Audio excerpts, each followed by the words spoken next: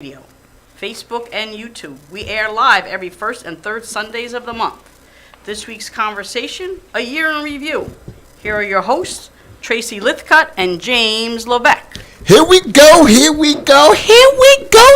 Jizzy. Here we go, Trey Ocho. It feels like we've been gone for a year, Jay. I miss you, man. I miss you too. How we doing? It's been a good year, You looking Jay. fabulous. I feel fabulous. I got a new position with the mayor, some new. It's gonna be good. It's gonna be good. You know something else, Jay? We got an all-star panel going on here today. Let's introduce them. First on the panel to my left, we have Mr. Chris Mendez, actor, comedian. Say hello to the folks, Chris. What's going on? I'm glad to be back. All right, Chris is in the house. We also have my baby, my youngest daughter, driving me crazy, Reverend Wall, driving me crazy. Her name happens to be Tracy Lithcutt as well. Tracy, say something. Hi, everybody. All right. We have an actor, a poet on our panel as well. Her name is Miss Malika Bone. Hello. Malika's taking care of my arthritic knee, too. She's my physical therapist, so she's in the house helping in all kinds of ways. And we have a chef and entrepreneur in the name of Rich Futrella. Did I say that right, Rich? Futrell. Futrell. I threw an A on the end. I'm sorry. Jacking his name up. Jacking it up in the new year, 2019. You know what else is special? It's the NFL playoffs. You know, Tom Brady and Tom Terrific and the New England Patriots seem to be there once again. What do you think about that, Jay? Man, I think the Pats gonna win it again. I think so. I like to think like that anyway. But while we're talking about that, today we're going to discuss just controversial topics of 2018. We didn't really have an opportunity to close out the end of the year like we normally do. This is because we go the first and third Sunday, so that fifth Sunday came in, so we didn't have an end. So we're going to talk about some stuff now. And while we're talking about football, Chris, I'm going to go throw this first question at you and the rest of the panel. Kareem Hunt and the other NFL players. Oh, my goodness. Did you see what he did on the video? But, you know, my thing is, should these individuals that are professional athletes, should they lose their job for off-the-field issues that they're engaged in? Well, if NFL players are going to lose their job for social commentary, I think they should be held more accountable for their actions in their personal lives than their beliefs when they're standing up for something important. Okay. What about the rest of you? How do you feel? Should that young man have lost his job? I'm going to be honest. I mean, I hate to hear what happened, but he was with the Kansas City Chiefs, and I'm a Patriot fan, you know. So, I hate to hear I hated to see that whole situation. I felt really bad for that young man. And let's not also forget, we have to take into consideration, he is only, 21 years old, 22? Right. That's a fact, He's yeah. still a young boy. What do folks think? Should those young guys lose their jobs? They're just young and upcoming, and they have a whole lot of money. Should they lose their jobs? Don't be scared. I'm going to keep it going. I think accountability is important to have, and I don't know if maybe he should be banned from the NFL, but he should be held accountable, and if that means a suspension, if that means it hurt his pockets for a year or so, or a couple months, yeah, hold yourself accountable, and that's just across the board in life. Sure. Young men should know that. Well, let's take another. Go ahead. I think I don't think they should lose their jobs immediately. I think the NFL needs to do a better thing at developing men and players as goals. So player development in NFL is really lacking to go, and they make millions of dollars off of these young black males that play in there, and we can make one mistake and just be there. So the NFL needs to be better at doing surround care for these NFL players. That's mental health as well as the physical health, because we love the physicality of the black man, but we don't love the mentality of the black man. The aggressiveness is good when it's making you millions, but then when it comes out, you ready to just wash your hands of it. So we really the NFL needs to be, accountable as well. Right. But then also, we have to do a better job of controlling our emotions. You know what I mean? And that's, sorry to say it, but he's learning a hard lesson right now, you know, and knowing how to control your emotion, that comes with age, you know what I mean? Because there's been a couple times where we all probably lost it, you know what Absolutely. I mean? I remember you Absolutely. telling me that story about, you know, so it's just. I'm glad you didn't say it, Jay. Whoa. Hey, we on the radio. I said, which one's he gonna bring up? There's about three of them. No. Stop. No, but this one is like it just showed that, you know, you was able to control your emotions and not go after this person. So that was Sure. I commend you on that. Sure. You know, because I know if it was me, Yeah. You know? And the thing about it was, it probably wouldn't have been as bad as it was until he went back and kicked her. Yeah. You know, but my whole thing is, you know, with the NFL play, it's a little different because the loss of income is not going to hit somebody like us that works every day. He's got dough stacked, I'm sure. Right. But while we're talking about that in the young guys, Can I just add one more thing Absolutely, to that? Chris. We live in a time, and I'm sure this is going to come up a lot in this show today. But cancel culture is heavy and is big, and I think there is some importance to it. Domestic violence, I'm never going to co-sign that. That man needs therapy, and she needs to have the support system in place that she deserves after going through that. sure, I agree. Let's throw on another thing too that a lot of young population is dealing with right now, and that is the weed. Should these individuals? Why are you smiling? What's the smile for? Should these young people? Guilty as charged. Guilty as charged. Should these young guys, professional athletes, lose their jobs for smoking marijuana? No. Now, I'm just going to she, the youngest one on the panel, jumped in first. You know, I feel bad for them for losing their jobs for smoking marijuana. But I also say to myself, if I'm the owner of the team and I'm paying you $5-10 million, I want your body to be a temple. I want you to come and ready at all times. The weed thing, I just don't see the weed, though, as being that disruptive. What does the panel think? Okay. I feel like people treat weed more so just as a recreational thing. But I'm not gonna say family members, but I have a few family members that use weed for medicinal purposes. And at the end of the day, we may not see that these basketball players actually do smoke weed, but a lot of them do. Some of them need weed to get through their day.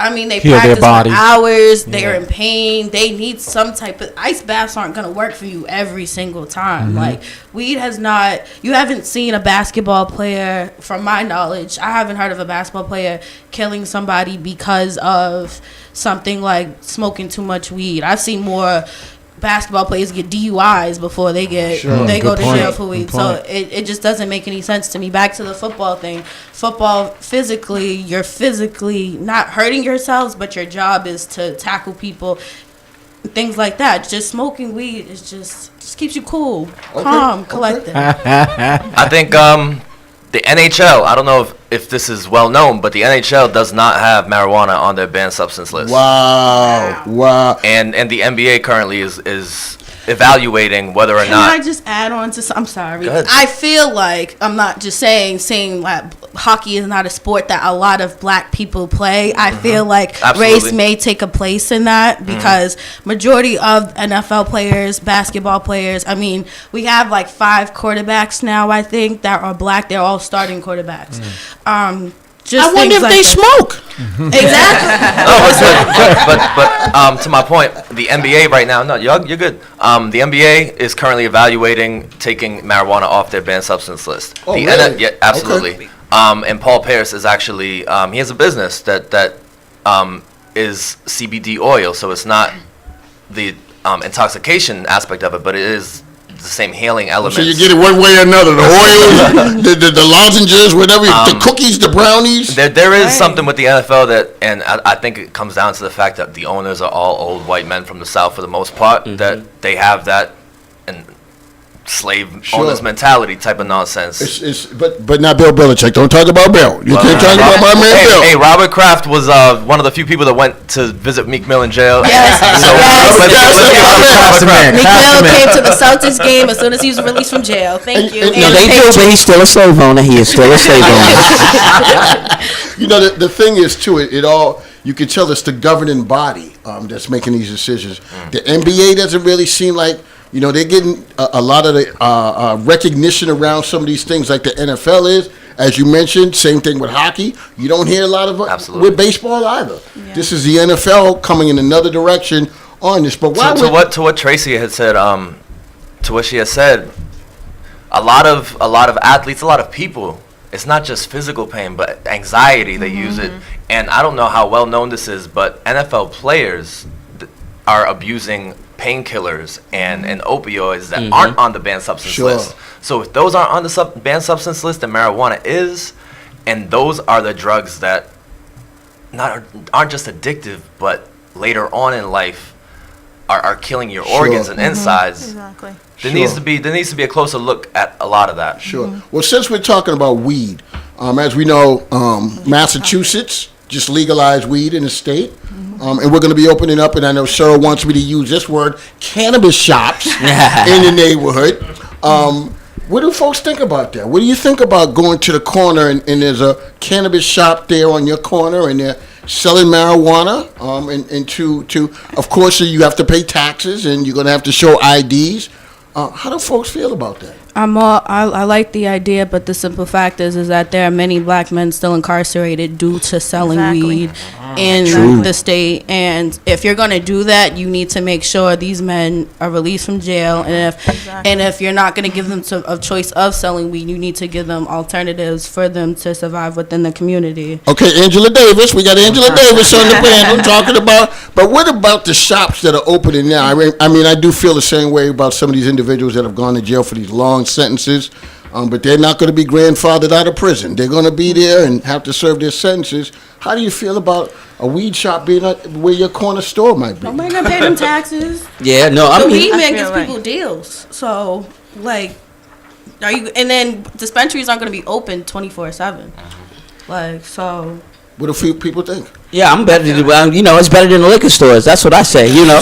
I live in Boston. We got a liquor store in every corner, you know. If you're going to put a weed store in every corner, it's cool. But the e-commerce piece of it, the economic of it, you know, is when we making money in it, or people of color are making money in it, it's illegal. And then, you know, and then the other people get in, you know, and they can make $1 million in a week. And it's like, oh, my God, we did so good this week with cannabis sales, you know. And I'm selling nickel bags, and I'm a problem. You know, it's a problem. So we got to look at the disparities between, you know, white America and black America. First of all, I want to say you look very young, but you're showing your age when you talk about Nickelback. You can't get no nicks no more. Let me get that nick. You're showing your age with the Nickelback. And men and women who are flying out of airports based in states where marijuana is legalized, be careful where you're flying to, because they will get you when you land if it's not legal there. Let's be clear on that. It was funny. All the illegal gang boys that I knew, that the dudes that selling illegal marijuana before it was legalized, they were down Dudley protesting. No, don't let this thing happen. Don't let it happen. Right. Let's I switch. just want to say that I know someone who went to the Salem shop and they spent $250 on weed and they had to pay $70 in taxes. Wow. Exactly. Taxachusetts, We don't get Taxachusetts. taxes. Right. We don't get taxed if we make a phone call. You know that's right. It's totally different now. It's totally different. Well, that's why they legal, because it's taxes on it. You know, if we bring back the Yeah. Boston Tea Party and start throwing the weed over in the water, they'd be mad at us. Right? Well, let's shift a little bit. I want to go into politics a little bit, just a little bit, and I want to. There was something that it meant a lot to me, and I've always admired this particular group of individuals, but the Bush family. President Bush, the father senior, recently passed away. I watched that whole funeral, all the ceremonies, and one person that we may not have liked when they were presidents because they were Republicans, they think differently, was George W. I always liked George W. Not always do I agree with the politics of the man, but I remember one time there was an African nation that came to the White House. They were on the lawn, and as before President Bush was getting ready to speak, there was that cultural dancing, and people were dancing, and the drums were playing. And President Bush got right in with the president and started dancing and jamming. I said, that's why I like him. Yeah. President Bush, George W., just seemed like a regular guy to me. Wasn't the brightest guy around politics, but I really enjoyed it. And then when I watched what happened, I said, man, that's a family that really paid their dues for the American public. What did you all think of that? Yeah, I would love to hit that. So that's a personal one for me. So I was part of the Iowa Dream program, and a guy named Jamie Bush, right here from Boston, Massachusetts, adopted my class, and I was able to go to college because of Jamie Bush being in Iowa Dream. I got to go to Kennebunkport and actually, spend time with George W. and Barbara, and she came to Boston and raised money for a whole group of kids from the Mathis school right here, and sent a bunch of people to college. And these are stories you won't hear about the Bushes, to go in. But a man that would call me by my name and say, Richard, hi, and I'm just a little 12-year-old kid from Boston to go in. So I think the Bush family is a very Christian family as well. They really love God,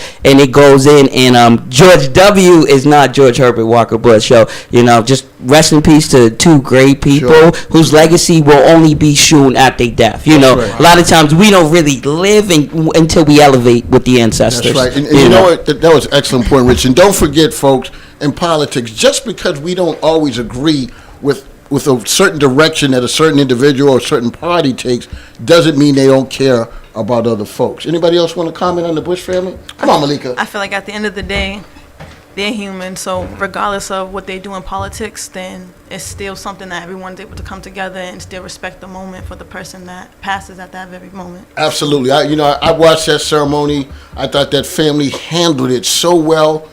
It was just special. I felt as though that when you talk about civic engagement, I really felt that was occurring. While we're talking about Presidents, Jay. Yes, Wait, I got something to say about Bush. Hold Okay, on. go ahead. I've been waiting. I've been talking a lot, so I've been letting I wanted to let other opinions. But human beings make mistakes. And when you're on the opposite of a political forum or side, you don't agree with everything. The Republicans and the conservatives hated Obama when he was in office, and Obama, we know, did a lot of good. And I think that they, in retrospect, and I think they know, but because it's not serving their agenda, definitely didn't agree with everything Bush did in office. He ran into a few things that no other president ever had to deal with. 9/11 happened on his watch.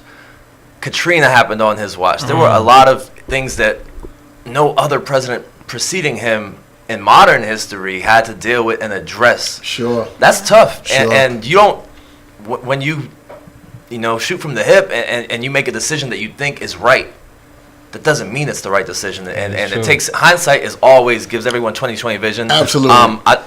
You pay attention after the fact, and if you watch the way he's moved post-presidency, the relationship he has with Michelle Obama, I think, is very endearing, and it tells a lot to his personality. Absolutely. Those are the things that I look at. Sure. And since He ain't do it with swag like Obama did. He ain't swagging like Obama. not at all. And since we're talking about presidents, let's talk about our current president, Reverend Wall. How about that, Reverend Wall? Should we talk about who's in place now? I'm engineering. Oh, no, President Trump. A couple of things that I'm going to say about the president. And I want to know if there's anybody in the panel, is there anything that you like about him? First thing I'm going to say is it is not easy to win. The answer is no. No. It is not easy to win a presidency. I watched him go through this election. I watched him win the election without ever answering a question. You would ask him a question, he just get on the mic and did what he liked. He just answered, say anything, which he's still doing now. He uses social media at his own discretion. But the one thing that I do respect is the fact that once you become a president, you determine what your presidency is going to look like. There has never been any president that I heard of that was perfect, that was clear of scandal and some type of something going on in the background. Obama. Thank you. Yeah. Because he would have never made it. It would have been the first thing out there. Exactly. But what do folks think about the current president? This country People is show a you joke. who they are, and when they show you who they are, believe them. Right. This country is a joke. I think they treated the last election as a joke just because whatever he said, it's ignorant thoughts that certain people in this world have in their head. They just can't say it at the moment. And when you have somebody like Donald Trump who has money, who has the connections, which is kind of biting him now further into his presidency, when you have those types of connections, you're unstoppable. Like, he does. I call him like the Hitler of America because he just does stuff and people were not okay with it, but it's like, who's really stopping him to do Sure. it? Exactly. And let me just say this too, President Trump, if you are listening, there are two Tracy Lithcutts, all right? That was the daughter that called you Hitler. We have the same spelling of the names there, so don't come after me, all right? He's going to get on Twitter tonight and get at Oh, you. yeah. Anybody else? I think for me, Trump he's misunderstood, but he is the most independent president that we've had in our history. He really doesn't play by the rules, you know.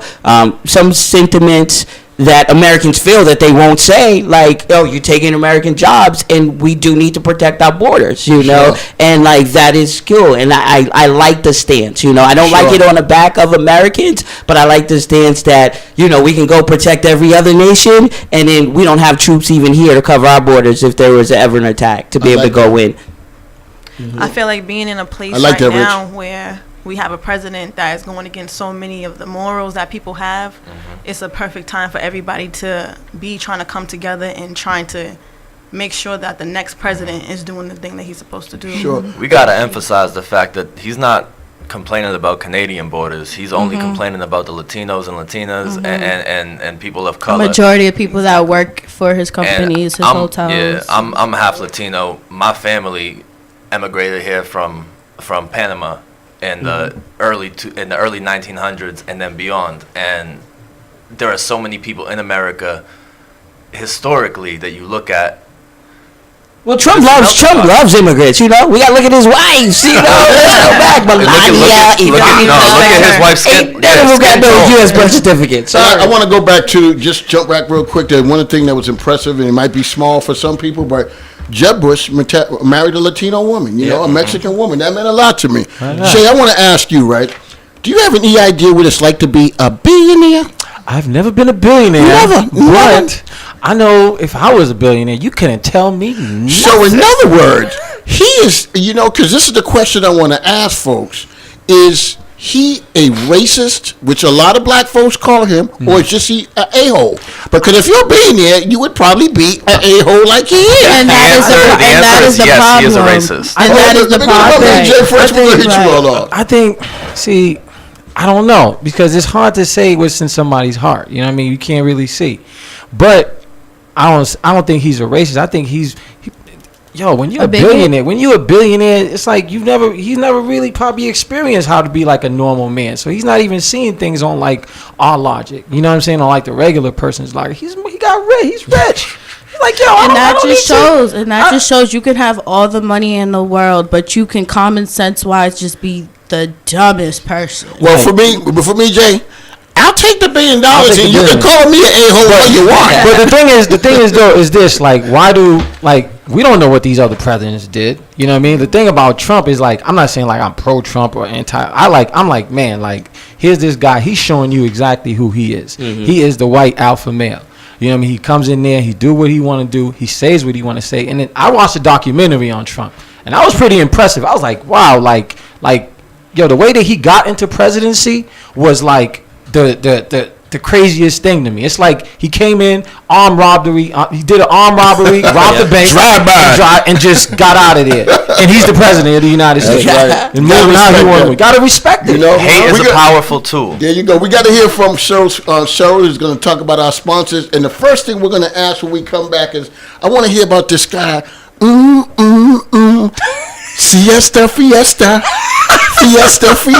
R. Kelly. If you want people to know the words, you gotta at least say the right. I messed that up. Trey, he's a senior citizen. I'm blanking out here. So let's hear. Now, she can never get this right, folks. She can never get this right. We always break on Go ahead, it. Cheryl. Let's see. Go ahead. Okay, local sponsors are Urbanica Build and Design, Eddie Jenkins Law, Callaway Graphics, J. Rockwell Sound Studio, Oh, there we go.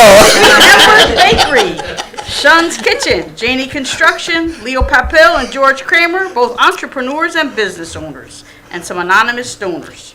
Our national sponsors are Better Belly out of Chicago, Illinois, The Shop, Bethlehem, Pennsylvania, Apon Concepts out of Miami, Florida, Okay, and Campaign family. Industries out of Chicago, Illinois. Was that 2 mistakes or 1.5? What would we give it on that one? 1.5. R. Kelly. What do we have to say about R. Kelly? Okay, I just want to say this. I'm just gonna get it out before everybody, says an input towards this. Okay, so it is very terrible what that man did. He needs to suffer. He needs to go to jail for whatever he did to those women. He completely deserves the jail time if he even gets that. But I realized looking on Facebook, because half of my timeline on Facebook was just R. Kelly, R. Kelly, R. Kelly, R. Kelly, right? I saw some people taking it as a joke and some people saying the issue in the black community is that people don't discuss things when things are done to them.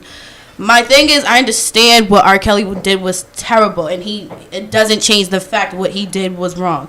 But at the simple fact, if you watch the documentary, you can see that R. Kelly and his brothers specifically said his youngest brother first came out saying that he was molested at a young age, and he told R. Kelly, and R. Kelly was in denial about it as well. Hurt people, man. Exactly. Yeah. So my problem, exactly, hurt people. Yeah. So until we realize the people around R. Kelly, they might have seen some things that happened to him or heard some things that happened to him. And he probably tried to open his mouth at least and say some of these things were done to him. But the problem is that the black community will continuously deny anything that happens to their child. They want to block that out of their child's life. They'll do anything to make sure that child is. Sometimes they don't make sure their child's okay. But the I'm gonna take the opposite. I think R. Kelly's still the black Hugh Hefner. You know, when he do it, he get a mansion and move women in there and have them in and put them on a magazine. Everything is great. You know, everything is really great. You know, and R. Kelly do the same. You know, he got a house. He feeding them. They can go in. You get to hang out with R. Kelly. It's a great thing. He married Aaliyah at 14. You know, the culture is changing and has shifted. You know, as African Americans. In Africa, women come of age at 14 and 15, you know, and you get married at 14 and 15 to go in. You know, he married Aaliyah at 14 and 15, but now we look at it as pedophilia, and you know, being of young age and going in. I'm kind of on the fence, you know, with the whole situation. I hear what you're saying. I definitely let our babies be babies. Mm-hmm. You know, let them have an opportunity to do all the things that kids have the opportunity to do. Mm-hmm. Keep them as young as you can, as long as you can. Chris, I know you wanted to say something about this? I'm kind of uncomfortable with the idea that people are shooting him so much bail. We've known for over almost 30 years now the monster that he is. When he married Aaliyah at 14, I was in maybe 9th or 10th grade, and I was uncomfortable then. We talked before the podcast. He tried to get one over and have a little rebrand where he quote unquote gave himself to God, started singing about spirituality in his music in the late 90s, tried to catch one, and then the tapes came out. Come on. The tapes. The man's a monster. He deserves to go to jail. He deserves to rot. I'm not shooting him bail. Malika, you want to say anything about that? I feel like this situation is just one situation that has some type of light on it right now, and it's happening in our communities, within our own families, and these are issues that people just don't talk about. And here's just one that's just put out there for everyone to make a comment on and talk about somebody else's situation versus being able to look at their own situations that people have, people who are dating people that's younger than they are, and then people are getting sexually abused and are going through mental health. And this is way beyond being sugar daddies, you know.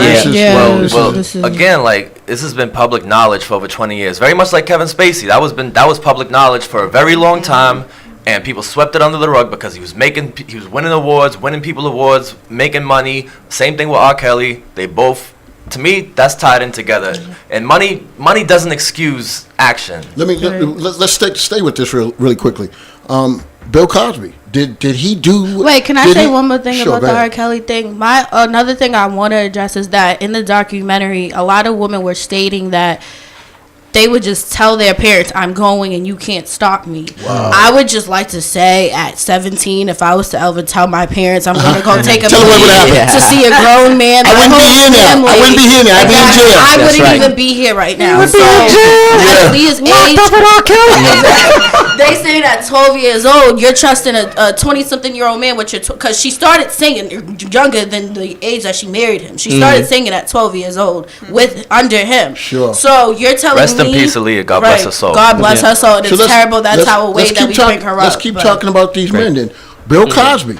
Did Bill Cosby do what what these women allege that he did. Did he do it to all of these women? Yo, let me hold on a second, right? Peep That's this, a lot of women. Peep this, right? So you got to think, Bill Cosby. Those back in those days, Bill Cosby was the man. You know, and I think One of the only black men that was visible. Exactly, right? Very So few. you got to think. A lot of times, you know, I'm not saying Bill Cosby did or he didn't. I was not in that room. But what I am saying is I look at all the facts. And when I look at the facts, I'm thinking like, okay, now, if I don't want to be somewhere with somebody, I'm not just going to go. But you probably be somewhere and you're like, oh, my God, that's Bill Cosby. And knowing, you know, whatever it is that he's doing, it's just kind of like saying to yourself, why would I be put in that position? You know, like whether he did whether he did it or not, I don't know. But you always got to think like, why now though? If something happens, you got to report that right away. You know, I'll tell any ladies right now, if somebody touch you in any derogatory way, report that to the police. But were they in fear of his power and strength? He was a powerful man, and money. Yeah, he was very again, powerful. A lot of money. You know, the other thing that like I said, I feel sorry for any women that have gone through that period. But the other thing that we don't address too is the 70s. That was a wild time. That's right. Sex, drugs, and rock and roll. LSD and all those different drugs that were being taken at that time. Can I just say that a lot of times now they'll try to bring down my generation, saying I would like to say I don't try any of those. Senior citizen Trey's generation was getting it in. But they like to say that we try all these drugs and things like that, and it's like in the 70s and 80s, they were doing the same thing. You guys just weren't talking about your drug issues. And there was no camera phone. Yeah, there might have been, Social you know, dudes like rappers and stuff rapping about how they selling on the block and everything, but they're not talking about how, you know, auntie over here, you know, if we all know who auntie is. So, you know, things like that. Like, it's just not discussed as much as it is discussed here. And it's like, okay, we know this stuff, but how do we know this stuff? We watched past generations doing stuff like this. There's plenty of people I've met just in the city of Boston said, yeah, everybody in the 80s did coke. It was it was just like equivalent to us smoking weed now. Like, I'm going to bring in the word witch hunt. You know, Donald Trump likes to use it. I would say, my apologies, but I do want to say, sure, consensual drug use and sex consensually, I might not rock with certain drug use, but if it's consensual, sure. The allegations are he was drugging them unknowingly, and then taking advantage of these women's bodies. And to answer your question, I don't believe that 100% of the allegations are true. There are money grabs that happen. I have seen false allegations in my time. We all have. But when there's smoke, there's fire. And if 70 women said he did something, I'm rolling with the idea that at least 40% of them might be telling the truth. Yeah, you can go in and maybe agree, but the witch hunt. You know, we're from Massachusetts, the Salem witch hunt. One person screams, witch! Everybody do that, you know. And Bill Cosby at a time, like you said, he was the man. And it's a bigger plot to just go down. You know, it's infringing on our rights, and people don't really get that because there was a thing called the statute of limitations at one time where you had 20 years to come and bring something up. And now, if we start bending because of Bill Cosby, now we extend the statute of limitations for any of us. So at any time in our life, I can go back 20 years and be like, I think you grabbed me when I was 7, you know? Yeah. But no, when you're 7, speak up. It goes back to, Trace, what you were saying earlier, good parenting, you know? Sure. Like, if you see something, say something. You know something, one person that I didn't have on this list that made me think about that I think he got caught up in a bad time, Mike Tyson. You know, he got snatched up. The woman was in his hotel room. Money grab. 2, 3 in the morning. The thing that I couldn't understand is, like I said, I don't know whether it happened or not, but I couldn't understand what she said, what her reasoning. For me, there is no reason for you to be in this man's room at 2, 3 a.m. in the morning. This is the champ. You know what's on his mind. That's right. All right. I'm just. They got Russell too. Russell Simmons, same thing. You know, I kind of question that one. I'm kind of, you know, there's quite a few of them coming out of here. You know, go ahead. Anybody else? Yo, do you think that's a conspiracy though? Because you can't. You think like, let me honest, this is because I'm one of those conspiracy theorists. You know, I'll be thinking like, yo, they be, you know, whenever you get at a certain level, right? People's coming for you. You know, especially let's say like Bill Cosby. You know what I mean? Because the word was he was about to buy like a certain network, right? And then now, if I have enough money in the world, right, I can tell you like, hey, listen. I can tell you like, hey, listen. I want to give you such and such amount of dollars. I want you to come out and I want you to say this is what happened. You know, There's what a I mean? lot of This male is voices husband. on here that I think we should listen to women. Yo, more and more. John B, hold on a second, my brother. Hold on a second. Hold on. John B, you got the John B swag, and I love it. But you gotta understand, right? I'm not saying we wasn't there. You know what I mean? And when you're not there and you hearing these things, I'm not saying, yo, if those things happen, at the end of the day, if the police don't get you, God gonna get you. You know what I'm saying? They gonna get you. But what I'm saying is the powers that be, right? And we don't know, the gatekeepers of the world. They might just be like, yo, we want to get him out of here. He's a black man. He's getting to be too powerful. Cause look, everybody got a stain on their shirt. Everybody got a stain on their shirt. So it's like, yo, you know what? I want to put him out in the front. Why is every black male got a stain on their shirt? Kobe, Jordan, Bill Cosby, R. Kelly, all these people. Now you see, like you. I'm not sure if those are the best examples. I'm just saying, but look at it though. But look at it though. You know, like look at it. You know, so it's almost like, yo, we gotta. I'm a conspiracy theorist. I don't know. You know what I mean? But what do you think? You know, Gail, Cheryl, come on now. I'm with you, black man. Which Gail show? I like Daddy swag. I like to hear from our producers. You know, they're of a different generation. I'm not defending Bill Cosby, but you know, you go into if he drugged them, that's one thing. But if they went in there willingly, did some Quaaludes or some Rufinol with him, you know, you're throwing. I mean, cards y'all in the air. did say it was the thing to do, just drugs and drugs out there. So And out here, he like choked them down, choked them, threw the pills in their mouth, like, here you go. Let's shift a little bit here. Let's shift. So, the other day, a couple of weeks ago, I was looking on the news. Actually, they were showing a white woman that was presenting herself as a black woman. Rachel, So she could get modeling jobs.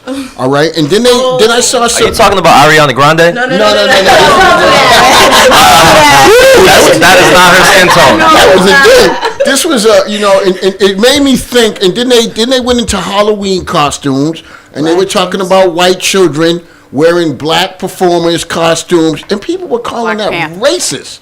They were calling it racist. Now, for me, I can remember growing up in an era. There were no black dolls. There were no black role models. There was no black anything. And that's all we could image. And then somebody went into a conversation. They did this research thing, and one black child said she sees herself kind of in the image of a white child. Things have changed. Black is in nowadays. Black is in. Why would people get upset because a white child now is imitating someone black? because cultural appropriation. That's not. You're not black. You're trying to tan yourself to make it seem like you are a black person. But why is that a problem? Because you're not embracing who you are as a person. If you are a white person, you are a white person. Whether you're white, Swedish, Italian, anything, like, you're not embracing your own culture. We're not, like they said, we have European standards, and But you know what? Let me just shift on that though. Hip hop, which is basically black culture type of music. It started that way, black Latinos, and then you got some whites that got it.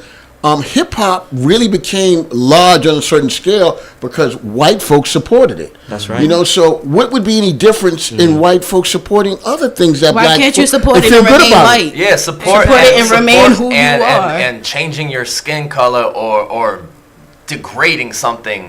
Come on. Like, I don't think it's That's degrading. not I don't think it's that. degrading. I think let them be black. You know, James Brown says, "Say it loud. I'm black and I'm proud." You know, It's also like let's like be it's proud to be degrading. black. And if white people want to assimilate and come over and be black, let's let them be black. Like there's no problem with that. We are perpetuating It is a the problem. race. We're perpetuating racism, both black and white. You know. Anybody should be able to choose, you know, who they want to be, especially on Halloween. You know, if someone want to dress up me, call me. I got some costumes for sale. Thank you. And you know what? One thing just to reinforce that, years ago, like I said, there was nothing. You know, you had that James Brown and Be Proud, but there wasn't anything much after that to really emulate that it had anything to do with blackness. So when I see it now from my age, from what I've seen in the past, I kind of feel good about that. I think folks have made the changes. I think that a lot of white folks, it's almost like the civil rights movement. The civil rights movement became much stronger when white folks got involved in it. And I like the fact of seeing the reversal. Malika, I know you wanted to say a few words. I just feel like it goes back to blackface and that whole thing being an issue, and I feel like it's humiliating. Humiliating. I can't even say it. Emulating. Right, stay with me, poet. Stay with me. Yes.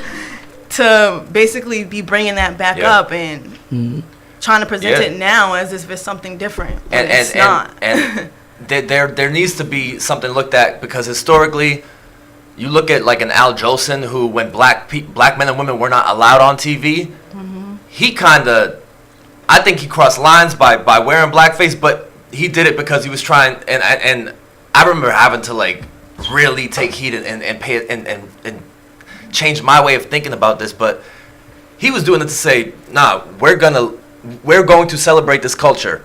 You support that, but no, blackface, No. we're not doing that. Okay.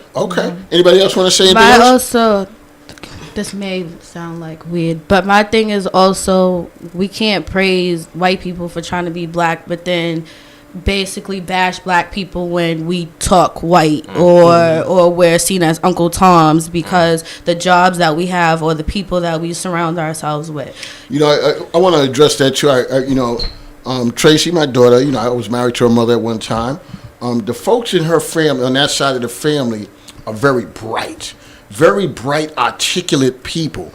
They don't talk like someone that's just around the way, kicking it type of thing. That's not, and people would confuse that with them trying to be white, whiteness. Or trying to be a certain way. They're just bright. They talk differently. They speak the King's English, and we can't confuse that at times. I grew up right in Roxbury, Massachusetts. My grandfather grew up in Virginia, the poorest of the poorest in Virginia. Oh, it drives me crazy. I say something wrong, he correct me. No, that was the wrong word. I used to be like axe. He'd be like ass. Yeah. Let's I laughed when you said King's English because great movie, Spike Lee movie, Black Klansman, that came out last summer, and that was the funniest line to me when he, I can speak the King's English and talk jive. exactly. One last thing on that. If we're gonna get on them for being wearing blackface, we got to get on ourselves. And black women for wearing weave, because where weave came from is we wanted that straight white hair. So if you don't like blackface, leave the weave alone. I said.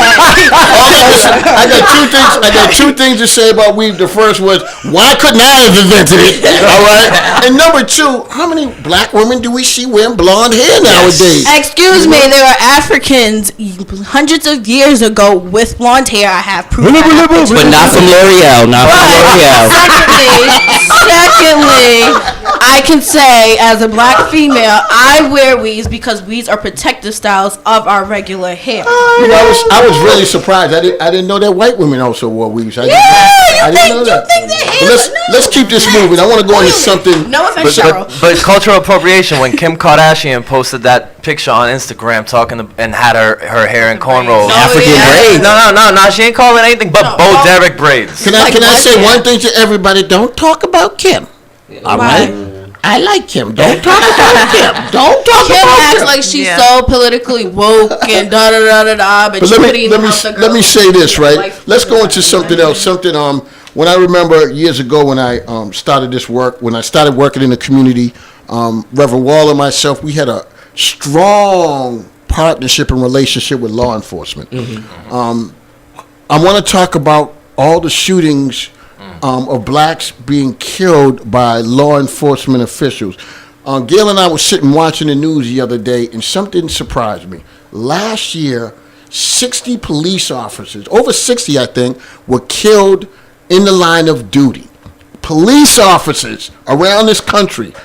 If you were a police officer and you knew that statistic, would it make you somewhat a little edgy and a little bit more aggressive when you're going into things? And could that be the reason why so many police officers are now shooting at black? I mean, it's gone on for a long time, but now it's really prevalent. It's something that surprises me. But could that be a reason why police officers are a little bit more aggressive nowadays? But we need to also focus on how many police officers killed black men before anything. Because It's kind of a catch-22 there. it can be. I'm not saying like they do it to us, so like what should be any difference if it happens? And I'm not saying that all of them that died were bad cops or anything like that, but nowadays you can't really tell who else is a good cop. If we had a better relationship with cops within the community, cops I've even seen in Boston, they pull over people just for sitting in their cars. It's like, you want to make weed legal, but you see these people just cooling down in their cars. So and what- not bothering anybody. Shout out to Officer Kenneth Grubbs. Yes, and Grubbs. program. That is the best. Yes, I remember Officer Grubbs, he's the Lisa man. Holmes. Yes, So those are true the cops. thing though is this, like right here, whatever happened to like the beat cop? I don't really see the beat cop walking in the neighborhood, you know what I mean, like interacting with the community. Nowadays you just see like cops just riding around in their cars. It's uncomfortable. And it's like, you know what, like people don't really know, you know what I mean? They don't really know you. So now once you're trying to, you know, do something in the community or come around, they look at you as the enemy. Let me jump in real quick. I want to bring up one other thing, and then we're going to go into our national spotlight. Something that just my heart just jumped. It was crazy. Prince Harry and Meghan. He married a sister. Yeah, get it, He Harry, done get brought it. black power into the Yeah, British for it. kingdom. How do all I can say is princes die, your blood runs through those boys. You know, the fact that he married a black woman just has to be major. He has I a want to heart hear like from his people what people think about He has a that. heart like his mother. That's all. Yeah, it goes in, but you got to think, we are royalty. We come from bloodline. You got to go back to the pharaohs and Nefertiti, you know, That and melanin. get back. You know, like the kingdom has always been ours, you know, and we are just in that place where we're about to reclaim the kingdom, and they scared. They scared. When they got married, I heard a podcast I listened to. They were joking about how that was the first royal wedding that had collard greens. But did you see the black pastor? He couldn't stop talking. Yeah. He was definitely, and I want to tell you, and they're getting married today. The kingdom is going to change to the Nubian nation.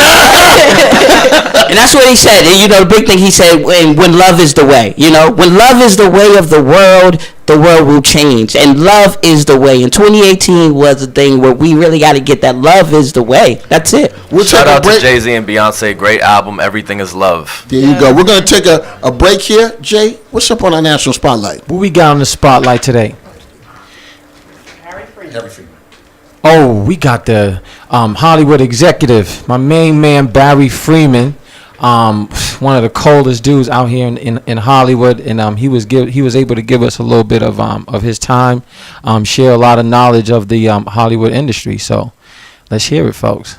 Break here. Jay, Now, what's up on our this is national the section spotlight? of our show called the National Spotlight. It's when we put the spotlight on brands, businesses, entrepreneurs, Hollywood executives. My main man Barry Freeman, want you on the spot. One of the coldest dudes out here in Hollywood. It's coming, folks. It's coming. Hang in there with us. Share a lot of knowledge. Barry, how you doing today? I'm doing great, James. Besides some cold, rainy weather out here in Los Angeles, can't complain about a thing. Absolutely. Did you hear that, folks? He's calling from Los Angeles, L.A. Here we go. Barry, you know, first and foremost, thank you so much for doing this interview. I know your time is very, you got a lot on your plate, so just want to thank you. I always wanted to ask you, Barry. Yep, absolutely. Barry, how did you get into the film industry? You know, I came out here, James, in 1995 from Boston, and I had no plans to be in film, be in Hollywood. And when you come out here, you realize that it's like 7 degrees of Kevin Bacon. Everybody, somebody, there's a family, there's a friend, there's a neighbor that's connected to Hollywood in some way, and I had no intentions of being there. I came out here to be in new business development and sales in Los Angeles, and I decided I wanted to go back to school for my MBA, and I wanted a less stressful job. So through some searching and through a connection or two, I ended up applying for a position to serve on the ratings board for the Motion Picture Association of America, the MPAA. So I started in the film business by being on the MPAA ratings board, and I served there for 10 years and thousands of films. Wow, the MPAA. I didn't even know about that. So a lot of times we watch movies and we're not even thinking about these things. So like, why was the movie rating system developed? Well, it was developed because the parents really aren't sure how to judge if a film is appropriate for their child. So it was put into place to give parents a resource to be able to understand what might be presentable for their child. If you have a 4-year-old, you probably don't want them going to a strong PG-13 movie that has some language and violence and sexual content. So it's basically to set a standard for parents more than anything else. Okay, awesome. I like that. Now, how does the with the rating system, and like, are there any like politics involved to have a movie at a certain ratings? Well, it's funny. For those that are listening, an interesting movie that kind of covers that topic is a film called This Film Is Not Yet Rated. It's by Kurt Dick. It's been on Netflix before. I'm not sure if it's on now, but between the different streaming channels or to Redbox it's probably available. And that kind of covered the fact that there could be politics involved. I didn't witness that when I was on the board. And one of the things they try to do is they try to keep the raters somewhat anonymous, away from any type of political influence. So there aren't too many politics involved, but there are certainly, enough complaints about the system, and that's one of the reasons I get to be in business. Is it's not a perfect system, so I help filmmakers with ratings issues. Oh, okay. So, quick question, Barry: Are you still a Patriots fan, or did you cross over to the Los Angeles Rams? I can tell you unequivocally and in a loud voice that I love the Patriots. I love the Celtics. I love the Bruins. Well, the Bruins when it comes to the playoffs, let's say. And, of course, the Red Sox. I'm a huge fan. I wear my colors, even to business meetings. If I can get away with wearing a Red Sox cap or an Edelman shirt, I'm going to do it. I'm a Boston fan through and through. My kids out here also love all the Boston sports, and they'll speak vehemently against the local teams.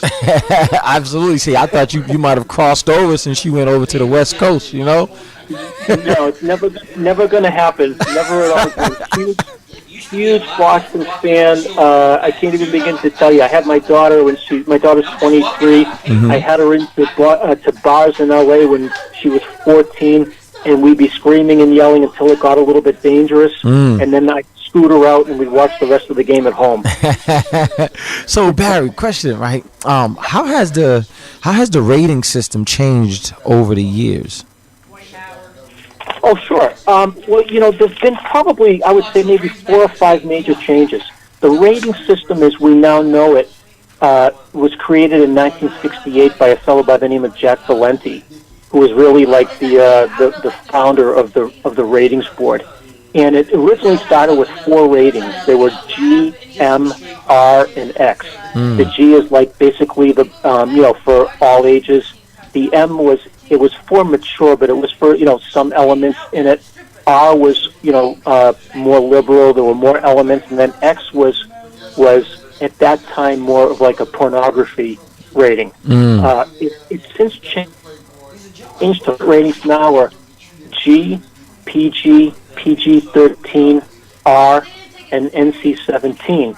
And the big difference in the ratings is they added a PG-13 in the mid-1980s. I think it was more for Steven Spielberg's Temple of Doom, where there was too much of a gap between the less restrictive PG and the stronger R. So they needed that rating in between. So now we have the 5 ratings. But as far as the real changes in the system, I believe it was 1990, they added the descriptor. So, ladies and gentlemen, you've heard it here from Hollywood executive, Mr. Barry Freeman.